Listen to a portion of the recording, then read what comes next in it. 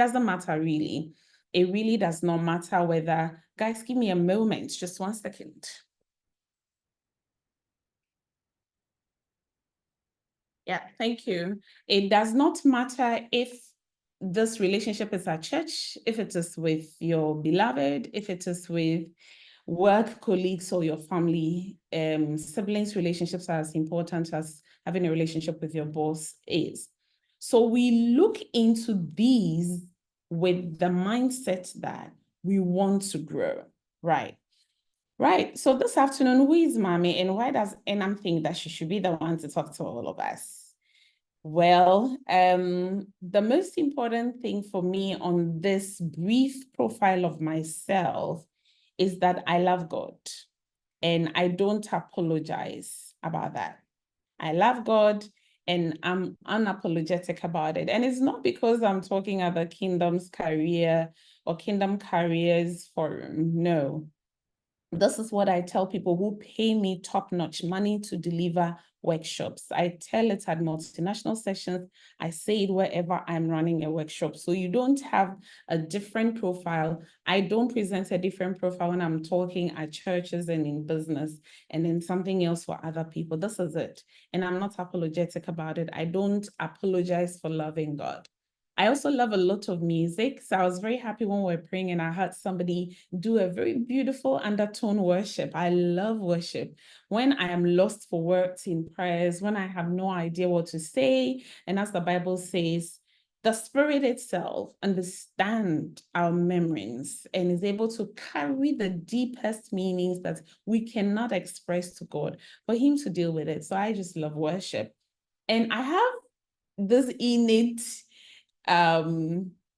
desire to just have fun. I have fun. I don't need people to have fun. I have fun on my own. I have fun with people, but I like to have fun. So my sessions are always with a lot of activities, which sometimes online restricts. I mean, if it were like a big webinar, I'll have a lot of activities. You guys will be popped into rooms at every point in time to do group works and things like that. And maybe in future, when we come back, we have another topic, we'll do that. And I'm a very curious person. So one of the things I'm going to plead with you, if you have joined us, is share your learning, because I'm happy to learn. Every time I share, I am looking forward to also learn something. That's how I get richer in my knowledge. That's how I get richer in my perspectives, because I am only one person, and sometimes I get blinded on one side by things that I know. And if somebody came and said that, Mommy, I read this, I'm like, oh, okay, what does that mean? Where do we put this in the toolbox? So please, I'm a very curious person, and so I am a lifelong learner. So this is basically me. Everything else you're reading is, is for the poster, but the real me are those 4 boxes underneath. And I work for a firm that is called 565. At 565, we are about 5 major things. We are very clear about what we do. Our existence is to make sure that businesses, teams, organizations, and individuals are blossoming, or they are thriving in whatever it is they choose to do. So we support in that regard. So we do this through culture transformation. We support with strategy for either businesses or teams. We do leadership and personal development things. So this is where coaching and mentorship come in. And we do actual programs that lead people into that space for leadership roles, for their own personal growth, if they are not yet at that level. And we do what people call HR. So we do a lot of organizational development work.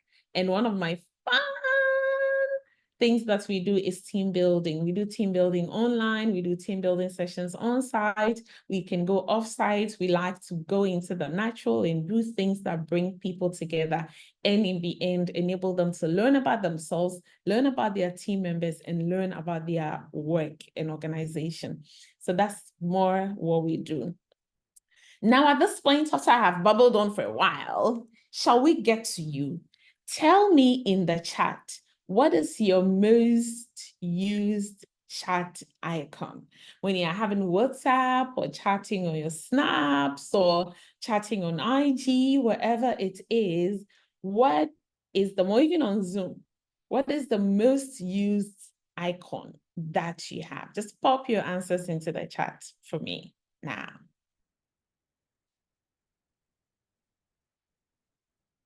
And do you see what's coming through? I'm not too sure I'm seeing. Okay. Yeah. Okay. A lot of praying hands. Please keep them coming. Keep them coming. Oh, you laugh a lot, Reginald. I like that you laugh out loud. He's actually laughing. Priscilla, thank you. I like that too. Nice. Oh, BB. Wow. Wow. Harriet, I see you. Oh, lovely. I know you are lovely. And why you? I hope I got your name right? I like it. I like that. I like that. I like that. All righty. So one of the things that I'm going to ask for is this. So today, our plan is to look at what is up for today. Now, I would like to know who is here. I would like to know who has joined us on this session. We will then get into exploring a concept that I know, not I think, I know for sure, and I've seen it at work, deliver results, the concept of values. Then we will talk about how to build strong personal values. We will taper that into emotional intelligence. Then we will talk about how we can leverage on values and emotional intelligence for a successful business or career relationship. So those are the things that we're going to be talking about. Yeah. So quick introductions. If you could pop that in the chat, I'd be very grateful so that we don't have to having to come and cue us. Just tell me your name and the focus of what you do now. So, for instance, if your name is Mami and you're looking for a role currently, you're either out of school and looking for a role, or you've just left one job looking for another, you will then say, Mami, the focus is looking for a prospect, so you're looking. So if you can do that for me, I'd be very grateful. So let's start popping that in. I'm looking to see a minimum of 20 responses. Let's do that quickly. And whilst our participants do that, if you can just pop our Zoom link in the chat for our friends already online to share with people they would like to join us, that would be awesome. All right, so your name and the focus of your work. Nancy, looking for an opportunity. Wonderful. Nancy, this is how I'm noticing you. Yeah? Yes. Thanks, Ivy, for the link.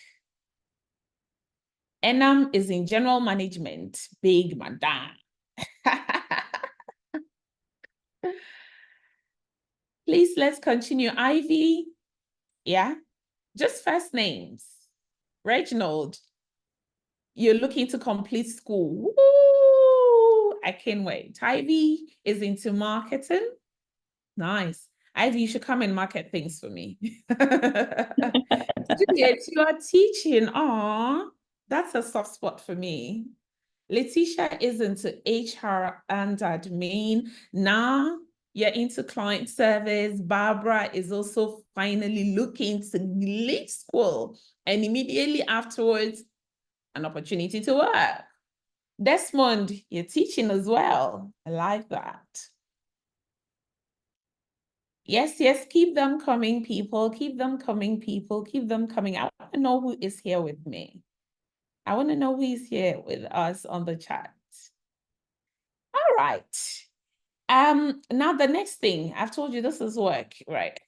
You were not expecting me to come here and be talking all by myself. No, I'll do a lot of talking, but please get some work done fast. So the teachers will let you know that every time you want to hone in a lesson, you would like to measure where your students are or the pupils are before you'll be able to introduce the new concepts that will help them to ground the learning you want them to have. Now, I want us to give this a bit of a thought. So in some 30 seconds, if you can think and share one major experience in your young life, I'm talking when you were young, that has defined your conviction till today. So your conviction could be the conviction of hard work, the conviction of wealth, the conviction of health, the conviction of family, the conviction of education, just one experience. So you may have had many that surround different convictions, but one that stands out for you as an individual, if you could share that.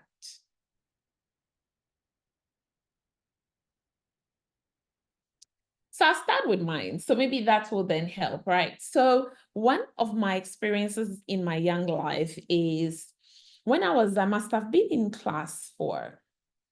And these were when the report cards would come with positions. So you would have actual position in the entire class. And I think we may have been about 57, 58 in the class. And every time, you have a certain position in class. So every time you're bringing home your report card, you're very proud. And you bring your report card, and maybe that evening you get a slice of cake or something. My mother baked cake. It's not because we're rich and she could go to the shop. No, I grew up in a bakery where my mother made some fantastic cakes, bread and things. So I grew up in a bakery. So you may get a slice of cake. My dad will be super happy with you, blah. So I remember, I think it was class 3, one of the terms.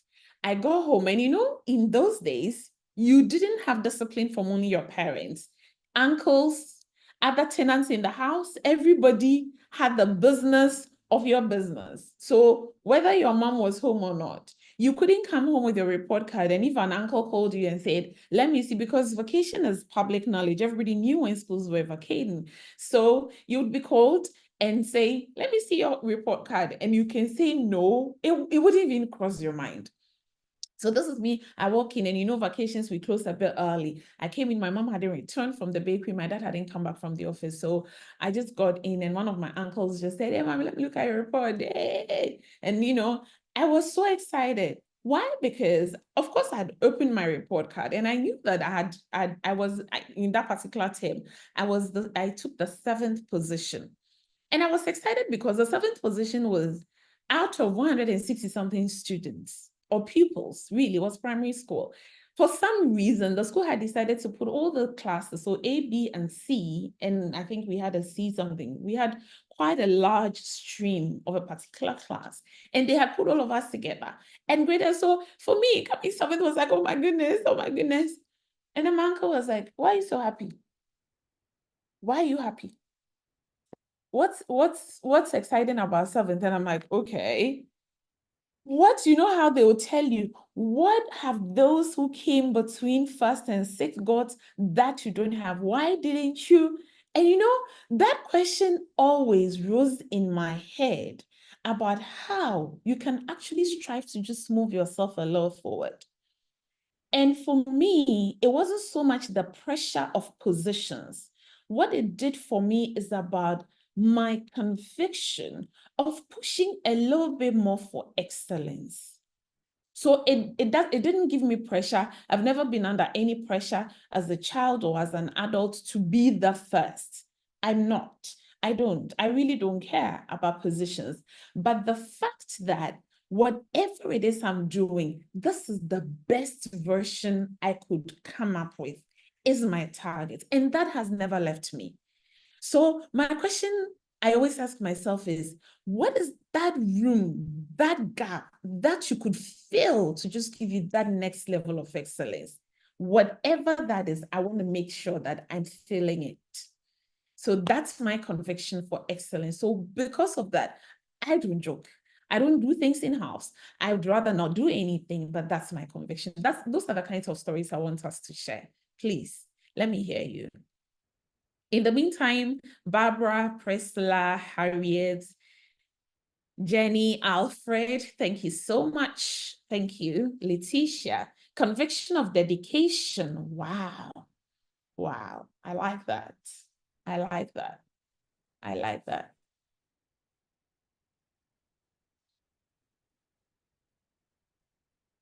Conviction of excellence. We should open an excellence school. But what is that experience? I like that you have that conviction, but what is that experience? In summary, just pop it as a chat. The people will read them, even if we move on. But I want you to tell us, what was this defining experience for a particular conviction that has stayed with you? Ah, Juliet, conviction of self-worth. Wow. Wow.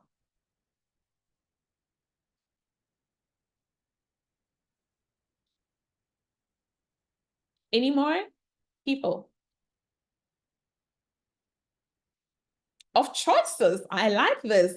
And for me, do you know that this conviction is the biggest gift we got from even God?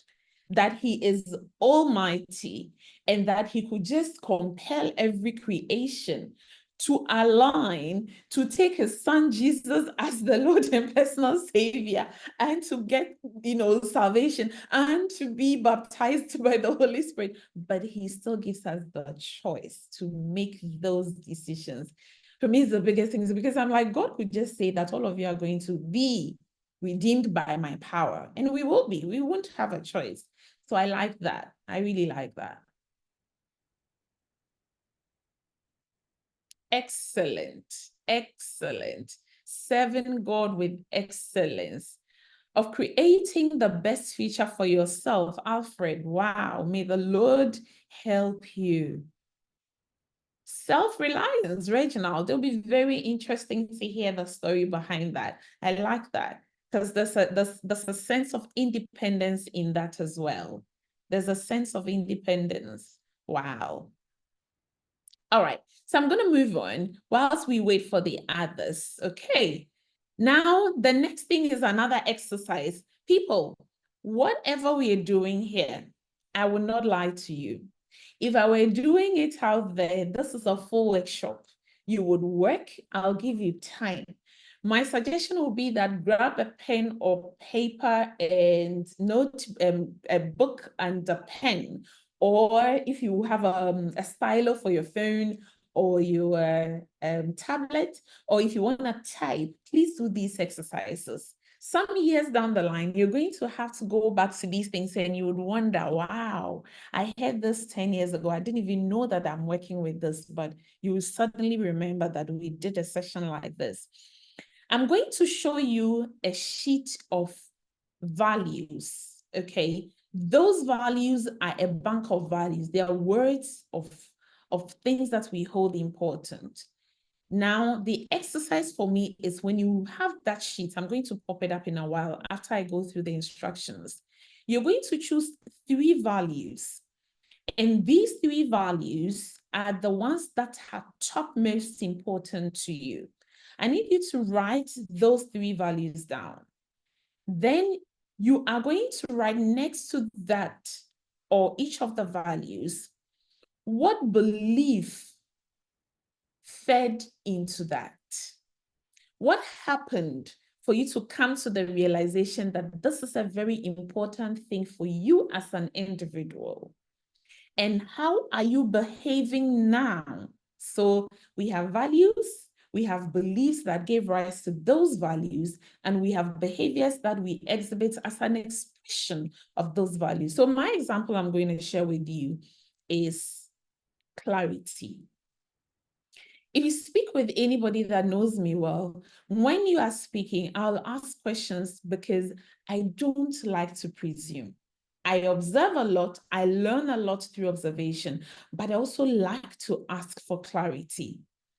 So, why is clarity that important to me? For me, clarity brings focus to decision making. If I need to decide if I want to speak or be a mentor on this vision of Kingdom Careers Forum, I would have to understand. And I have to say that just today, I was giving a thumbs up to Enam team. The very first email they sent to me had no ambiguity. It was very clear exactly what they wanted to do, why they want to do it, what they require of me, why they require that of me, how they would like that requirement to be delivered. And for me, that's simple, because it helps me to make a decision of, okay, I think this aligns with the kind of things I want to do, and I do them, because I don't go out doing everything. Not even when it gives me the most money. No, I'm very clear what I want to be associated with. So when you give me clarity, it helps, because, people come into my space all the time, and I don't mind, because you get a lot of calls and messages. Mommy, I'd like you to mentor me. I'm like, okay. I'd like you to coach me. I'm like, fine. But I'm going to ask you so many questions, because if you don't have that clarity of exactly where you're going or what you want, or even the fact that really the relationship I want with you is to help me create the clarity of my journey, then it'll be difficult for me to make a decision. Because if your journey is such that I might not be the best person for that, then I need to be able to tell you. So clarity helps me.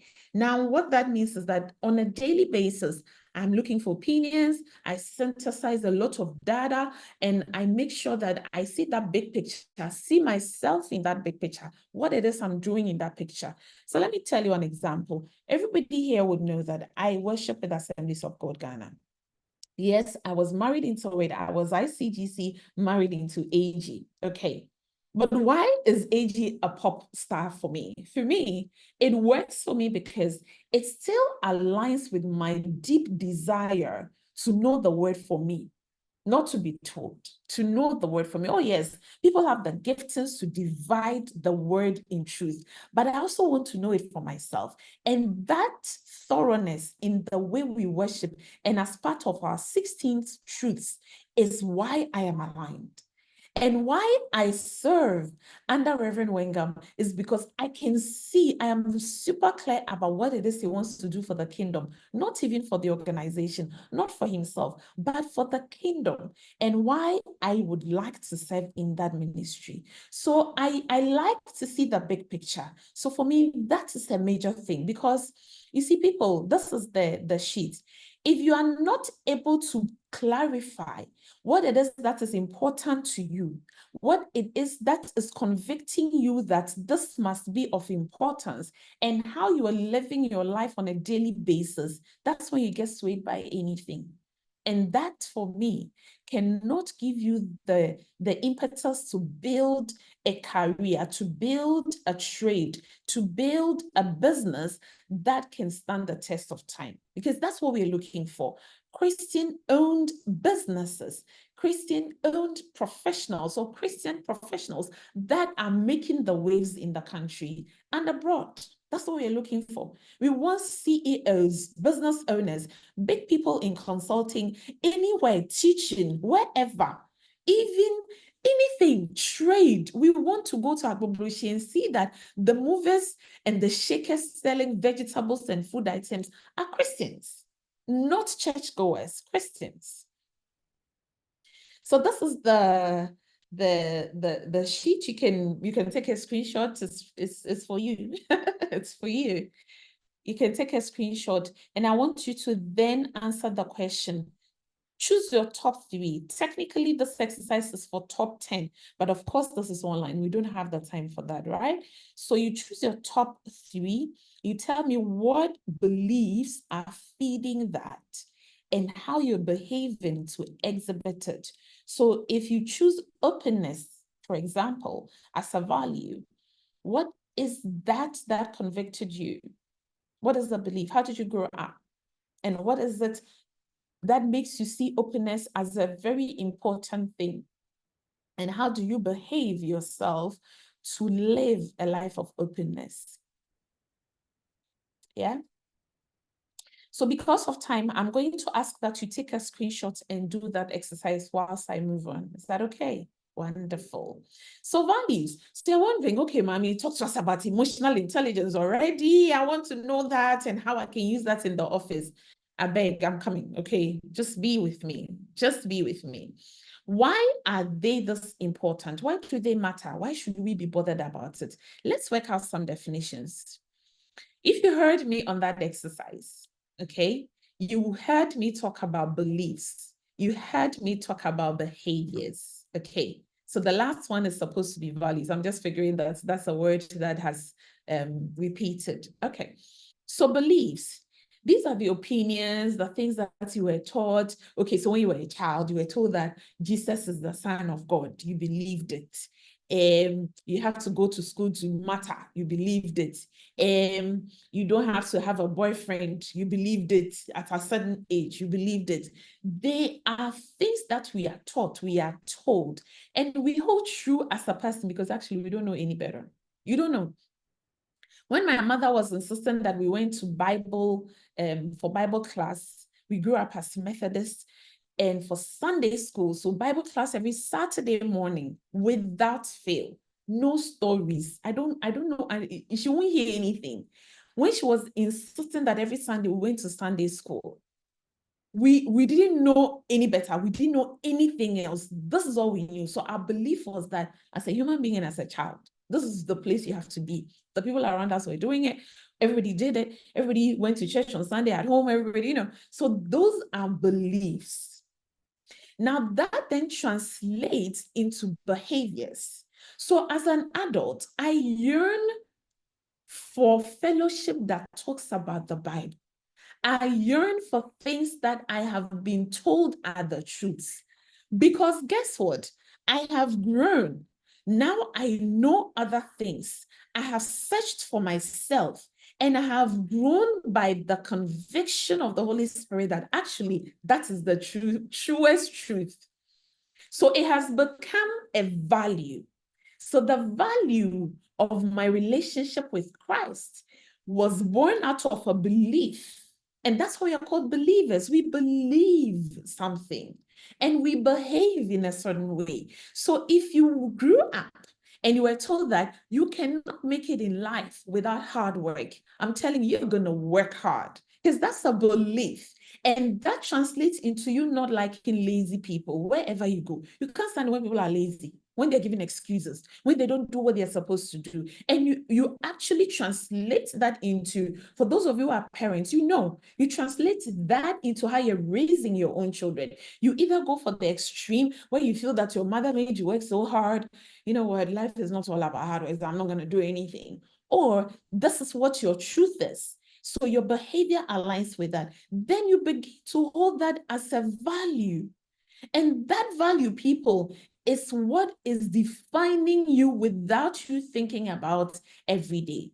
So the basic definition of value, you can take this. This is a very scientific one, and the one that I want you to understand with. But the basic definition that I want you to just think about values and remember is anything you hold important. Whatever it is that you hold important, you are going to invest your time. If you hold your career, if you hold your business and desire to build one that will last, and as a true believer, you would make time and join this call and you will stay through it. All things being equal, which are never, all things are never equal. So if you value something, you give it your time. So you don't mind that you're spending data on this call. If you value something, you give it your attention. Because if you value your spouse, if you value your family, if you value your parents, if you value your education, you study. You study. If you value your salvation, you're going to be praying, you're going to be investing time, because the Bible tells us to work on our salvation. It's not to be saved and go and sit and drink. No. So values are things that we prioritize and we choose and act on consistently and repeatedly. And I'm telling you, from the work I do as a certified values-based culture consultant, values are identifiable. I don't have to tell a lot about me. If I appeared, you should know the things that are important to me. Right now on this call in less than an hour, you should know what is important to me. They're measurable. for us, and we experience it through our feelings and imaginations, but they're real because they eventually transcend into our behaviors. So drawing in for all that we've done, from the one experience that gave you a conviction to what values are, what you have been made to believe, how you've behaved, and how you're holding things as important, I want to land on this, that values are formed by things that don't come into our consciousness every day. They're not the kind of things you wake up and start thinking, oh yeah, that day I went. No. You don't think about them every day, but they're informing the way you're acting, the choices you're making, the kind of relationships that you are aligning yourself with. Being aware of these help you to engage and adapt, because things are changing every day. You're in the workplace and they've changed the SOP. You are at school and they've changed the marking scheme. The syllabus has changed. Your brother told you that, oh, business math, oh, once you get these topics down, that's it. You got to your end in level 3 and they don't know, oh my God, it's completely different. Whatever you thought were the truths have changed. Your values also form the basis for clarity on what you need. Because there are some things that you can, well, even if you sold for 1 Ghana cedis, I don't care, because I don't need them, I don't value them, and I don't want them. I'm very clear where I spend my money. I'm very clear where I spend my time. I'm very clear the things that eat my energy. I decide what I'm thinking about. I decide what I'm giving my emotions to. I decide who is getting my attention every day. It's because I have defined clearly, and you should put in the work. And I didn't grow up just, appearing and being like this. No, it's been a lot of work. I've had to work at this, where I make compromises because I think, yeah, this is worth it. So values are supposed to, one, inform the things that you choose to do and how repeatedly you do them and what you invest your time and energy in. Now, this tree, if anybody can do some arts and quickly draw this tree in your notebook, your journal, your paper, your phone, if you have an app that can draw, I'll be very happy. Now, tell me in the chat, what do you see on the tree? What do you see?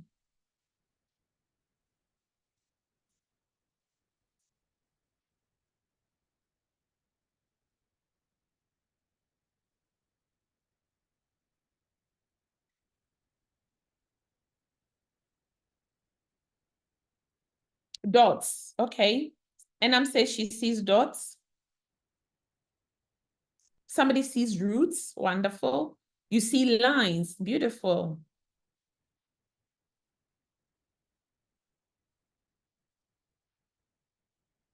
Okay, so this tree is made up of a crown, okay? So you have a tree crown. The tree crown literally is the part of the tree where you have the leaves, the fruits, if there are so, and I'm your daughter, my fruits.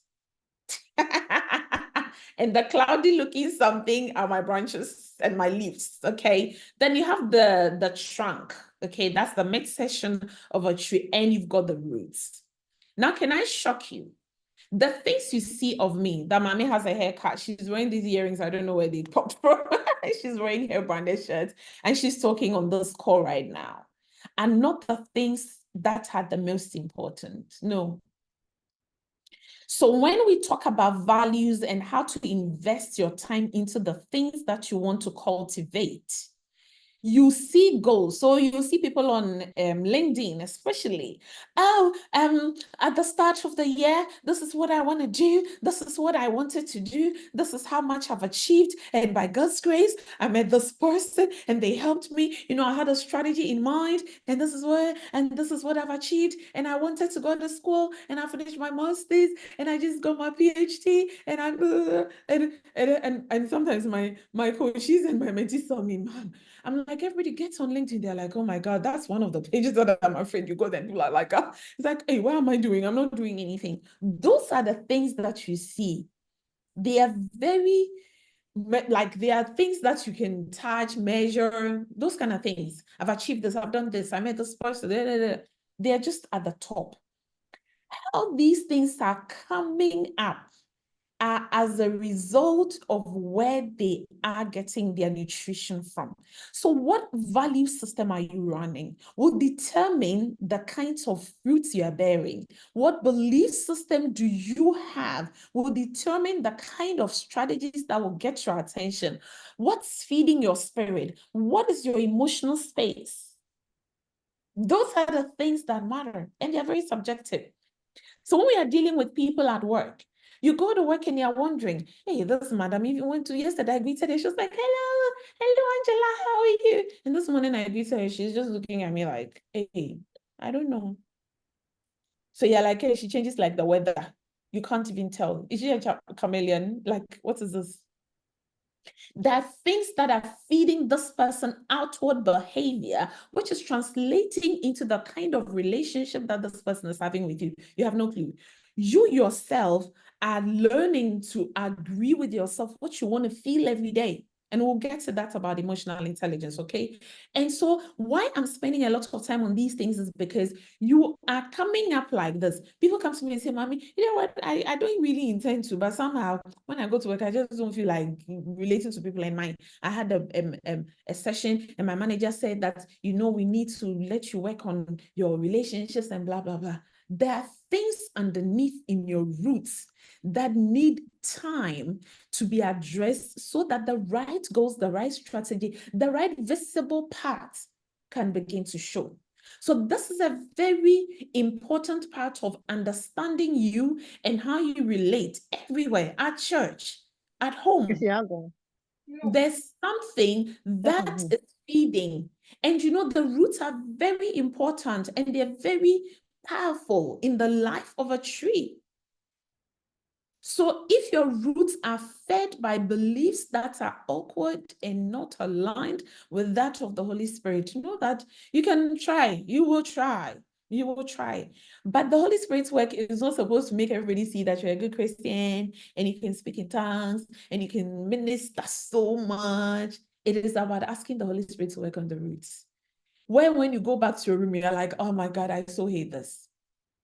Those are the kind of things that you need help with. Okay, so if you meet somebody, if you have a mentor, if you have a coach, if you have an accountability partner that you are working with, these are the kind of things that you should focus on. What is in my roots? An experience, a conviction, something that happened long ago, how my mother related with us, how my father related with us, how somebody disappointed me, how my teacher said something 40-something years ago, but it's eating you up and it's showing up in ways that you can't even tell. Because if we allowed you, it will not be funny.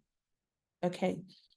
So translating that into the theory of the iceberg, the way we say we get things done, the way we say we are building relationships, the way we say we are working on our careers, the way we say we are building our businesses, the way we say we are doing ministry work is just a tip of that huge iceberg. What is really happening and how we are really getting things done, how we are really ministering, how we are really committing, how we are really seeing our self-worth, how we are really relying on the Holy Spirit, how we are really coming up and working for excellence in the kingdom is based on our ideas, our histories, the assumptions we have, our perceptions of people, our fears especially, and the kinds of stories and myths and, you know, how you grew up and your siblings' stories and your cousins and the abuses and the non-abuses and the pampers and the non-pampers you've had in your life.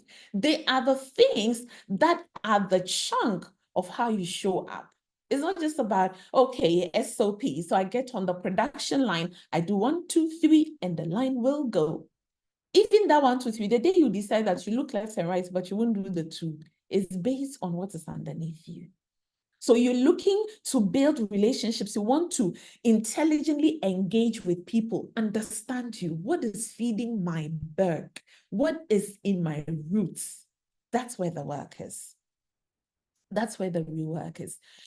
I'm still trying to get you to have a broader understanding and a more deep understanding of what we're talking about.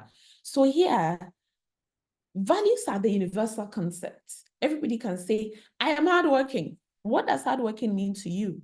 because hardworking will mean to you what your belief is, the situation in which you created that value and how you're behaving. It's not by word of mouth. It's about how you actually behave. Because at the end of the day, I ain't God.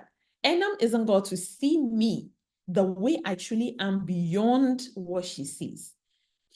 But my behaviors will tell her what it is. So we will judge you by behaviors, but the Holy Spirit sees what is unseen. Yeah.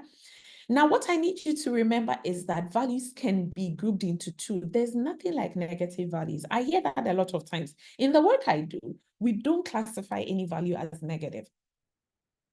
We say that some values are totally positive, or some can be positive at some time, and they can be potentially limiting. It means that if they are not worked on well, imagine we worked in a system where we can't blame anybody. So, okay, you did something, you're wrong. I can't say that you did wrong. I need to blame you for the situation we find ourselves in. But if blame becomes the way of life in a group, you can imagine what that means. Status is good. Being liked is great. But if that becomes the reason you wake up, you go to bed, then that's a problem. So it has a potential to limit you if unchecked. Everybody needs power to be able to influence, to do something, So power in itself is not wrong. It's not bad.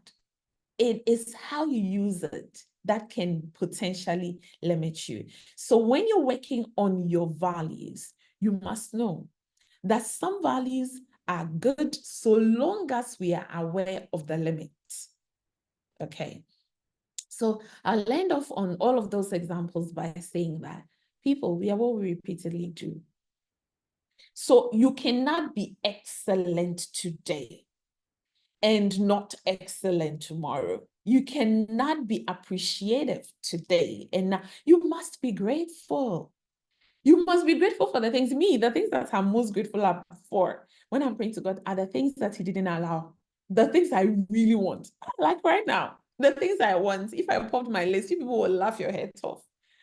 The things I really want that I'm like, God, God. And He says, no, I'm more grateful for them because maybe if I got those, I wouldn't be here. I'd have probably crushed myself somewhere. So how do we then use that to build viable relationships, understanding our values, understanding that a lot more is underneath than on the surface? That is a service I want you to do for yourself. So I'm going to get into that. And like I said, these things are journeys. You won't listen to this session on the Zoom, and tomorrow you are a totally new person. This is not the Holy Spirit. Jesus Christ is the only person that can make you a complete brand new person just at the instance of His will. This is a process. It is a process. We need to work the work. So where do we start from? Behaviors that I would want you to be mindful of when you're thinking of building relevant and viable relationships for yourself, wherever you find yourself. First and foremost, what you don't see, you can't get. So imagine how you are delivering that relationship. What do you want? Do you want relationships where people are agreeing with you on things that are important to you? You must see that. Then you must act consistently in line with what it is that you want, not what you were or what you are now. So somebody should, hey, Nancy, they are say, yeah, doing things. You say, I'm going somewhere. I'm headed somewhere. So you start doing things. This is faith, no? I want you to be able to relate these things to the biblical theory. So I'm not speaking out of space. So that's faith. Believing. Letting the things that are not be as though they were. So that taking consistent actions, recognizing what you intend to achieve. Because if it's just something I want, and then I'm taking some actions, and you don't recognize when you do things, you are going to give up very, very early. Some more behaviors is how to master time. How to master time. Because you see, a lot of you go to work and you want a good relationship. Let me give a very, very, very good example. When I was working in corporate, and a lot of times people think, hey, what are you doing that every time you're the one that's getting the projects? I'm like, me, when they give me work, everything you give me, mommy, organize lunch, it's a project. Mommy, host our guests, it's a project. Everything. Because if I don't see it like that, I can't fit it into my day. I need to see it. I need to be able to pull it into my day. I need to have results. I'm expecting to see this. And it helps you to block your time for it. When you see, when you feel that prayers is the thing that you need to invest in, you will block time for it. You are doing it when you're cooking. Me, that's what I do. When I'm talking, when I'm doing this, when I'm driving. But you need time for it. That is secluded for just that. Okay. You also need to learn how to define your own work ethics. What are the things that are no for you? What are the things, or how do you do that? And how are you growing? Because these things will define how people are relating to you at work. You come to church, you want to do something, you are at work, you're in the office. Nobody knows exactly what you are looking for, what you want. So they don't know what kind of works, what kind of projects, what kind of tasks they should involve you in. There's no way certain things will be mentioned and my name won't come up because oh yeah, I saw this one, they're my miss area. You must be known for that. The quality of your output as well is as well. Don't do too many things and do very shoddy things unless you have mastered it so well that you can do a lot of things and very well. But if the compromise is on quality, compromise quality. I'm begging you. Check to see. One of the behaviors that I always teach is when you get into a space, figure out what the culture is here. Culture, you want to know what, as you learned, is not drama and dance, right? Culture is the way we do things around here. So how are these people doing things around here? You go into the choir, well, how are they doing things? You're in the finance department, how are they doing things? You realize that how the finance department works or how they do things around there might be a little different from how the marketing people work. And it might be a little different from how the technical people work. It might be a little different from how the customer service people work. So understand the values or the culture of that organization because it helps you to behave in a particular way. And also inform you if this is for me or not, because then you can move on, right? So talking about values and culture, for those of you, because one of the things that Enam mentioned is that some of you would like to understand how to translate all of these into building your own businesses. So I deliberately worked on about 3 or 4 slides that will be for people that want to, and your own business doesn't mean that you are waiting till you're 50 years or you leave your job. It is about that side gig you're doing. I know you're doing it. You don't have to lie to me. It's okay. You have a full-time job, but I know you're doing that side gig too. It's okay. It's fine. This is the economy. That's how we work. That's how we roll. So it's okay. But for those of you doing things or looking to build your own business, I want you to pay particular attention here. There is an underlining quote that defines the work I do. And I've seen it happen so many times. Organizations and teams get together.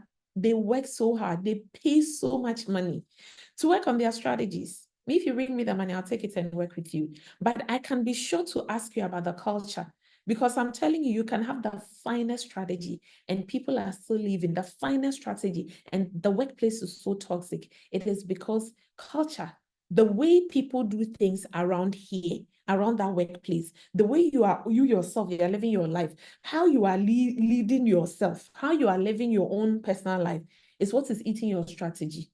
So you have a strategy to be hardworking, to read. Oh God, I want to read 20 minutes a day. That's a strategy.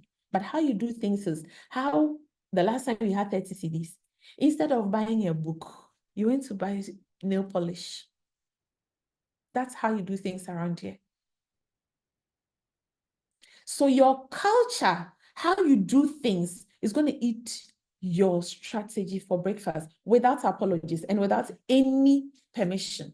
So if you're going to build a business, please, and please again, work on the way things are done in your business. Very, very important. Engage with values. And I've said a lot about why the values are important. Match what you do as a leader or as a business owner with what you say and demand of others. Don't ask them to do things you won't do. Everybody, we have to tighten our belt. We're not doing well. So we can't be there. And then they see you splashing money on things that are not bringing in revenue. I beg, don't work. Make a decision to lead from the ground. Don't be uppity and the people are here and you expect them to work. You'll be there and hanging. And before you realize there's nothing underneath you. So if you want to own businesses, be mindful of the foundation. Mind the systems. I am all for systems. I am all for processes. I like procedures. I like systems. I like structures, but they could fund religiosity. People will come, da, da, da, da, da, da. That's how we get to be religious instead of spiritual as believers. Because I go to work on Tuesday, I go to service on Wednesday, and then I do this on Saturday, then I have to do this on Sunday, and then I have to go and count the money, and then I have to go and minister, and then the choir rehearsals. Before you realize, you don't even know why you're doing the things, but you're just doing them because the procedure is the process. So it can affect your performance in the spirit. It can affect the way you're relating with the employee. So if you're a business owner, please, I want you to put in the best of systems, pay and invest in it, but be mindful that you don't overlook the values and the culture. And shift from all these, if you are owning a business, hey, come, it's June, come and let's appraise you. It's December, come and let's appraise you. These things should be ongoing. If you want to own a business that will thrive, you need to continuously be talking to your people, understand where their mind space are. The impact of that on you as an individual and as a leader of that business is that it will define you. People will know how to behave around you. The things that are acceptable, that's which is not acceptable.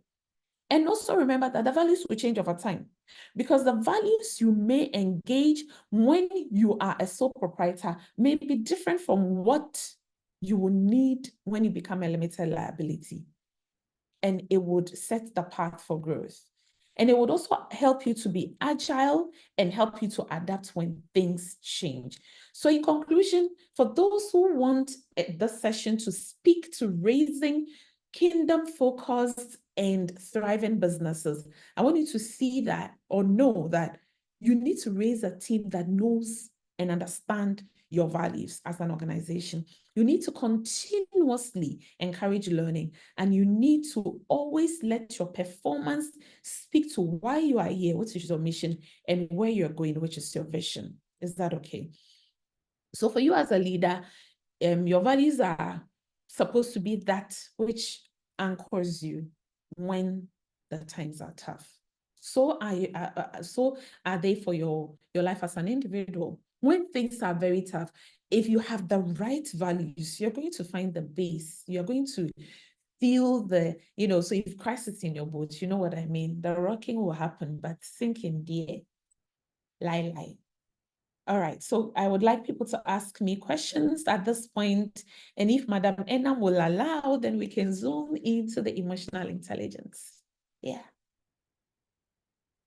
All right, please, does anyone have any question? Just shoot your hand up. Good to react and then do the raise hands and you can ask your question. If you don't have questions, may I have one? So yes, ma'am. Let's hear you. All right, so I want to find out, what does personal branding have in common with the values you've spoken about, especially in our superficial world, like the way you mentioned on LinkedIn. I saw a post from somebody that said that people are recommending you for the opportunity, but they can't find evidence that you are the person who can do it.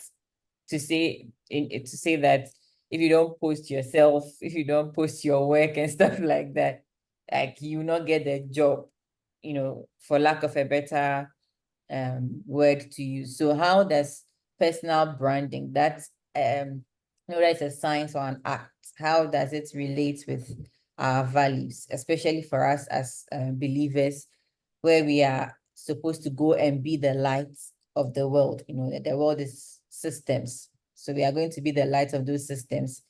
How do we, understand our values? They're all the same personal branding, but how does that relate here, with us? I don't know if my question is clear. More than clear, my darling. And that's how I'm going to tell you that if you want another session on personal branding, and I'm saying, don't be doing, and you're doing like that. Please, if you want to take all the questions where you answer as they come.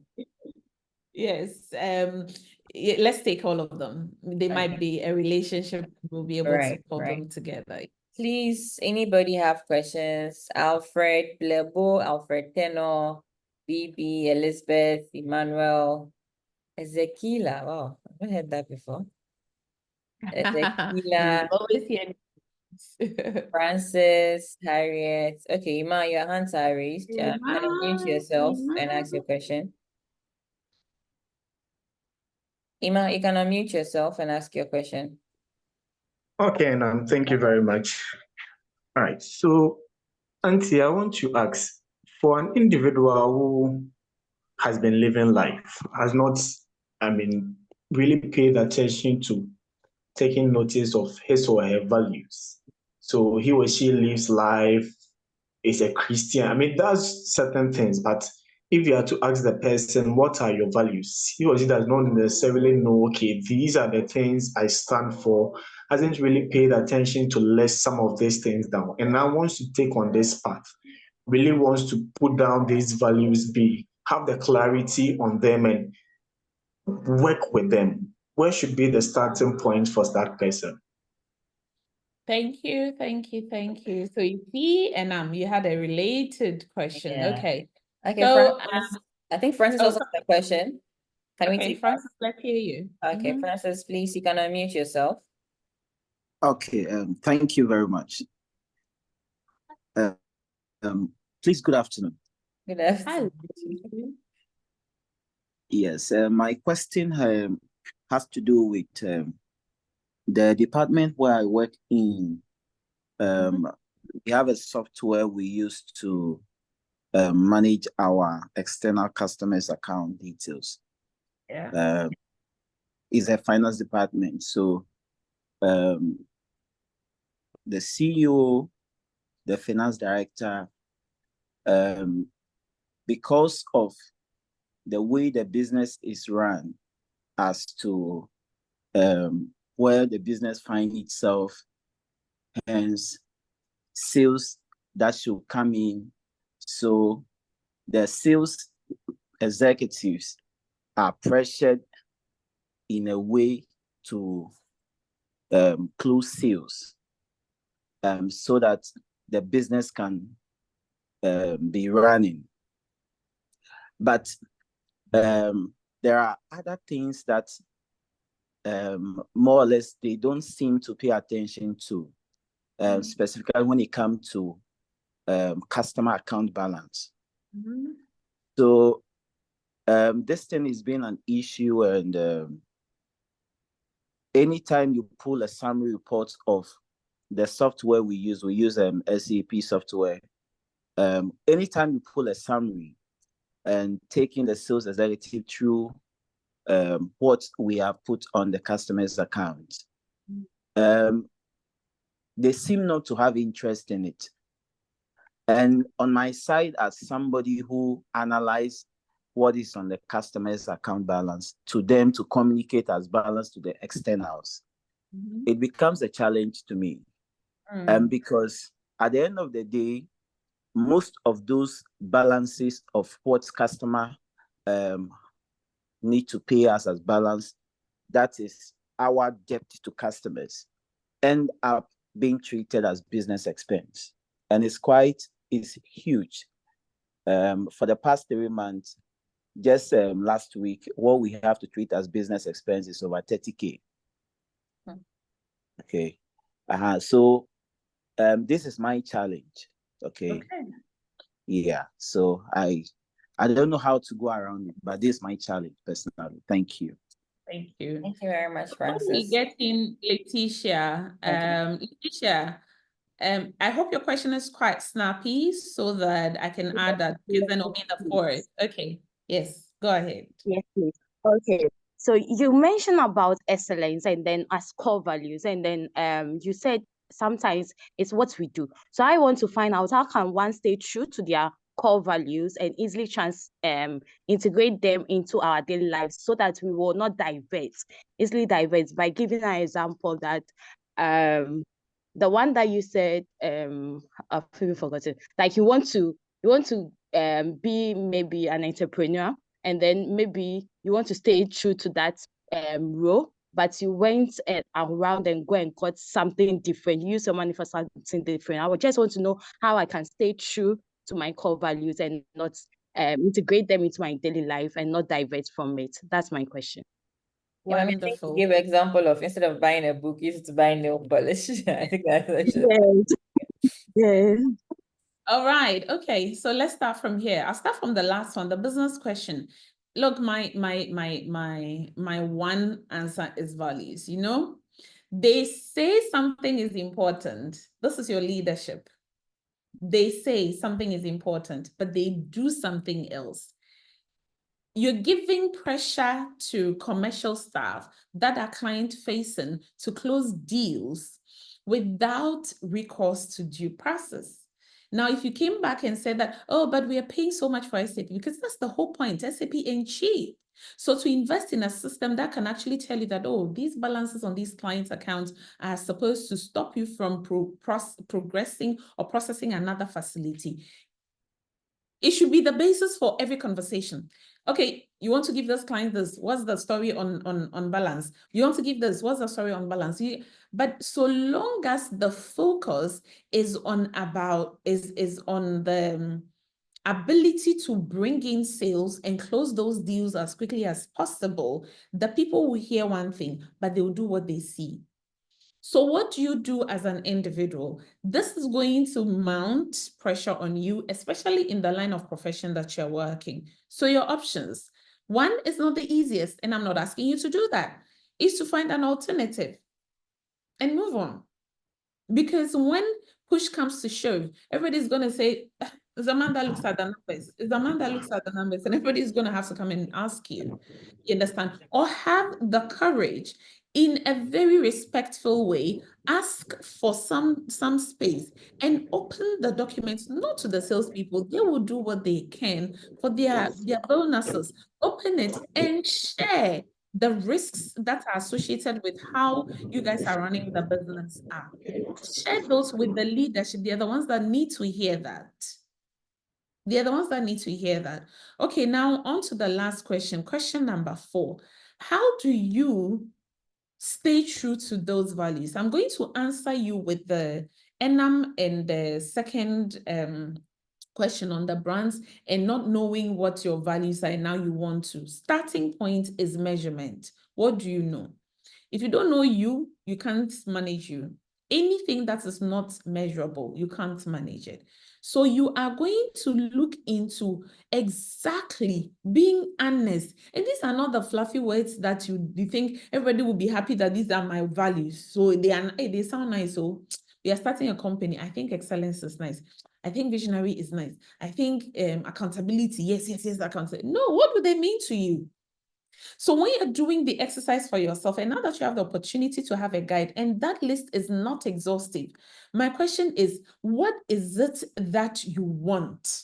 And how do these values feed into that? So that's your starting point. And now, the things that are happening on social media, I don't know why we hear every day. It's almost like watching a horror movie and thinking that actually they killed the people. Even though from your childhood, you've been told and told again that movies are made up, but you still believe it. We are told over and over again that a lot of the content we see on social media are made up. Do you know, I was teaching kids on contentment a couple of weeks ago, and I was asking them, that child you saw somersault seamlessly for 6 times, do you know how many times they've had to do that? Do you know how many cut and paste and below? Ask the video editors, anybody who knows that. I sometimes share my behind the scenes, the BT, and my team always laugh. I'm like, I enjoy the details. If you come and say, I'm saying something, I don't script. I barely script my videos. I don't script. I just go. I know what I'm talking about. I'm convicted. I structure it. And then I have an outline. So I don't write everything I say. Because for me, then I'm able to communicate naturally rather than, being so artificial. But even then, I'm like, and the minutes of I can't, but you will see a final video. Sometimes we just do one And that's what my team always say, like, oh, boss, today, yeah, just do one. Because they know there's that ability. But a lot of the times, people have done things over and over again, and then they suddenly come on and they're like, Ash, I got it. Like I aced it. I beg. There is life. So how not to fall into this trap as a Christian is to be anchored on proper values. What are your values? Why are they important to you? Why, even excellence, why is excellence important to me? Me, that I'm sitting here. So ask myself that question. Why is accountability important to you? Why is hard work important? Because do you think if you wrote hard work on your CV, my mom will think that, so when you come, no, I'm not moved. You must be able to prove why this is important to you, to be able to now build that. Because, you know, Aristotle then said, it is a way of life. Because I can only come and say, oh, I love excellence, so media, I love to work excellently. And then you give me another job and it will be, then you'll be there. You will see. It's only a matter of time. You will see. People will come to the realization, if I don't put anything on, and yesterday, and Enam knows, I was teaching Kokobo, they're huge, a team of almost 60 people. And these are their senior people. And when we finished in the car on my way back, I asked Sarah, hey, Sarah, so you forgot to take a picture of us, me and the group. I forgot. My SM, social media manager, he will come and ask, oh, why are the media from there? And then I'll start scratching my face. Because when I finish a session like that and people are out to, oh, mommy, I want to talk to you, I want to talk to you. Honestly, taking a picture is not the thing that comes to me. Even though, to be very honest, I wish I would remember, because it hurts that, oh, you're doing so much and you can't show much. But anybody who engages me will not be able to go around and say that you don't want to come back. Why won't you come back? You've got something. So it is in the act and the continuous act of that. So Enam, let them do. Everybody is doing something. Even me, I'm doing something. Is that what should move you? What are you standing on? What is important, and why are these things important to you? Okay, now I'm thinking, I'm babbling on. Can we move on? Sorry, I just get very passionate when I'm talking about values, because I think that is the one thing that is denying us our place in the marketplace. Because when I come to the office, I should see clearly who went to church on Sunday and who did not. Who is a Holy Spirit baptized Christian and who is not, by the way you work. But what do we get? We get the opposite.